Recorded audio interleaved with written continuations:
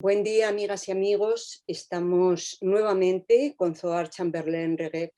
Muchas gracias, Zohar, por recibirnos, por Muchas poder... gracias a vosotros por llamarme. Bien, Zohar es una mujer israelí que vive de manera voluntaria, porque lo ha elegido así, en Cisjordania, para apoyar a la población palestina.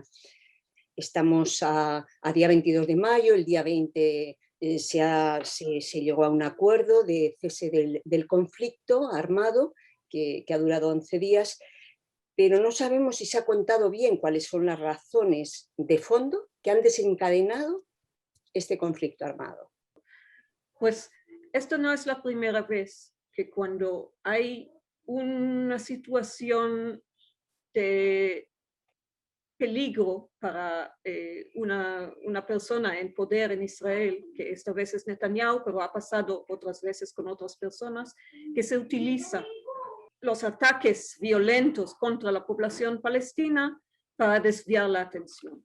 Esto ha pasado en otras ocasiones también cuando no había manera de pasar los presupuestos en Israel, pues se empieza una guerra y entonces hay que ir a otras elecciones y como no se puede no pagar los gastos militares de esta guerra, pues se paga y se pasa nuevamente los presupuestos. Esto es una dinámica recurrente. Lo que pasa esta vez es que el primer ministro israelí, Netanyahu, lleva ya mucho tiempo acusado de corrupción, tiene causas pendientes e intenta evitar este juicio y el perder el poder. Hemos tenido 4 elecciones generales en 2 años y justo acaba de terminar el mandato que recibió Netanyahu para intentar formar coalición con los resultados de las últimas elecciones y el mandato ha pasado a otra persona y entonces, digamos, había gente en Jerusalén Este que se está pasando un proceso de desposesión, digamos, palestinos que viven en un barrio que se llama Sheikh Jarrah, que los colonos israelíes tratan de expulsarlos de sus casas, pero con la excusa que estas casas pertenecen o pertenecían a judíos antes de 1948. Uh-huh. Ahora bien, el sistema jurídico israelí reconoce el derecho de estos judíos a volver a sus casas, pero no reconoce el mismo derecho que tienen estos mismos palestinos que fueron expulsados de sus casas en 48 y recibieron estas casas en Sheikh Jarrah a través de un acuerdo antes de 67 y ahora se expulsan otra vez. Uh-huh. Entonces, esta situación lleva años, pero en las semanas anteriores a este ataque a Gaza, pues de repente se da mano libre a unos colonos de ir allí, de cometer realmente atrocidades en contra de estos, de dar mano libre a la policía a atacar gente que manifiesta en estos barrios pacíficamente, incluso pegaron brutalmente a un miembro del Parlamento israelí. Encima de esto, el mes de Ramadán, el más sagrado mes del Islam, se empieza a no dejar a los musulmanes reunirse en la puerta de Damasco y se entra con colonos y con fuerzas armadas dentro de la mezquita. Todas estas cosas realmente son con la intención de provocar una reacción violenta. Y entonces, cuando de repente no se sabe de dónde, Hamas manda un proyectil casero hacia Israel, pues esto ya sale en las noticias que Israel tiene el derecho de defenderse. Y claro está que esto es todo una manipulación de Netanyahu esta vez, pero es una dinámica recurrente en la política israelí. Se firma este alto el fuego. ¿Cómo queda la situación? ¿Cómo cómo es esta situación de, entre comillas, vuelta a la normalidad. Me imagino que durante el conflicto ha sido tremendo, pero ¿qué pasa ahora? Pues me dice un amigo palestino aquí que, ahora pueden dormirse la gente de Gaza. Sí, sí, durante 11 días han caído bombas, los niños estaban aterrorizados, gente que vive bajo bloqueo casi 15 años y la vuelta a la normalidad para ellos es un desastre, porque en Gaza no hay agua potable. 97% del agua está contaminada, no está apta para consumo humano. Electricidad algunas horas al día. La economía devastada completamente. El sistema sanitario después del COVID, sin posibilidades de recuperar. Entonces, siempre cuando pienso en estas guerras de Gaza, pienso que ahora por lo menos el mundo se acuerda de esta gente. Y me temo que cuando se firma este alto al fuego, la gente dice, ahora hay paz. No, no hay paz. Y claro que esto también refleja la situación de palestinos en otros lados, los palestinos de Jerusalén del Este que sufren expulsiones de sus casas, demoliciones de casas, gente en Cisjordania, que también las restricciones de movimiento están tremendas, gente palestinos, ciudadanos de Israel que sufren discriminación y que ahora cuando están manifestando se ve la brutalidad de las fuerzas policiales contra ellos. Entonces la vuelta a la normalidad aquí no es buena noticia.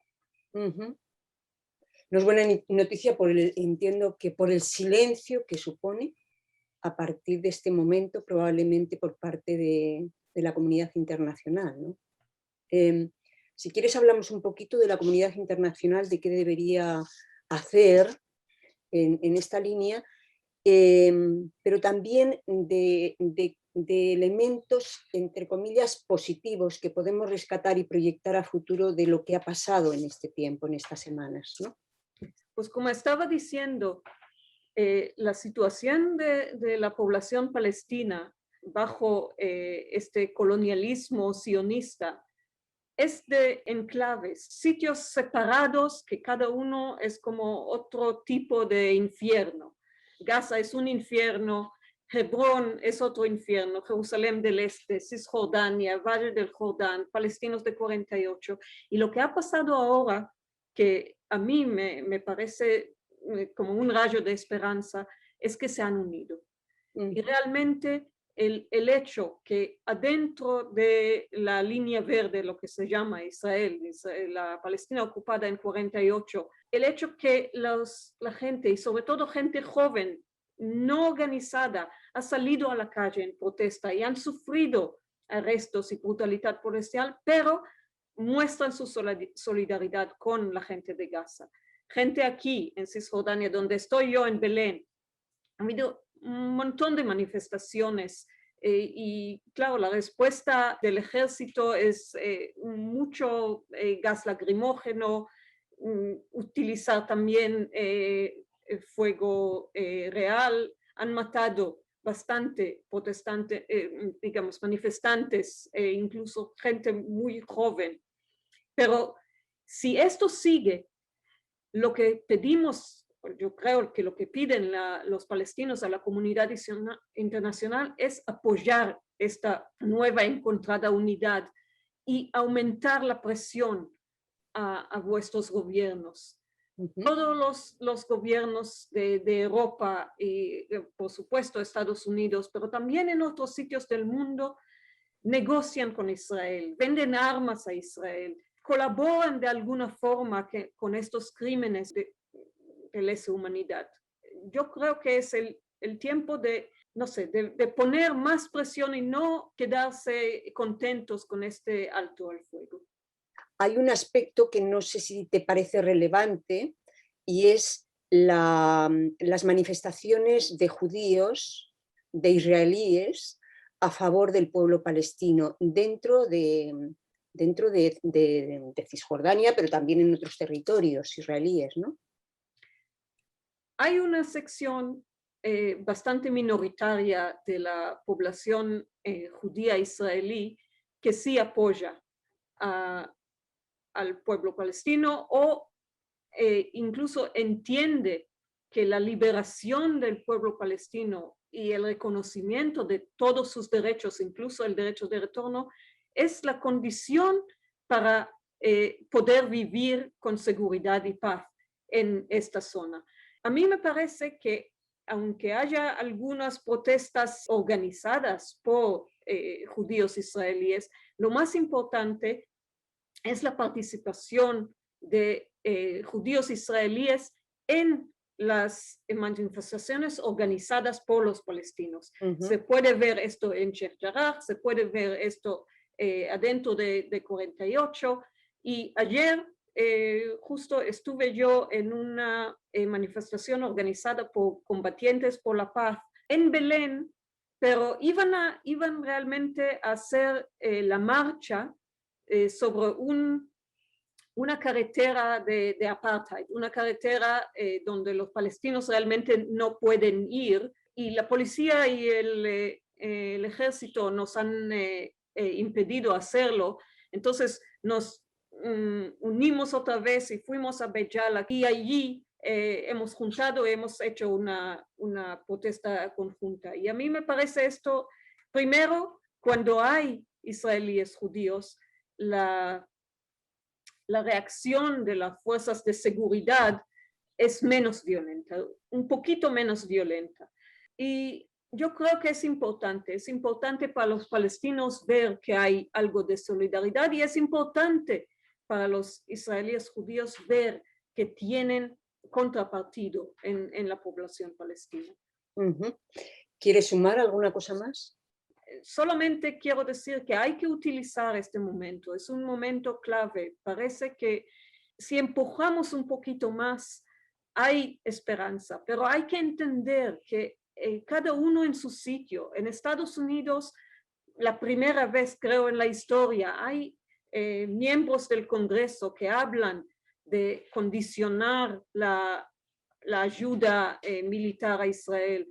En España está el caso ahora de Juan Irishmawi, que está detenida por Israel sin cargos. Es una mujer que lleva más que 30 años viviendo aquí en Betzahú.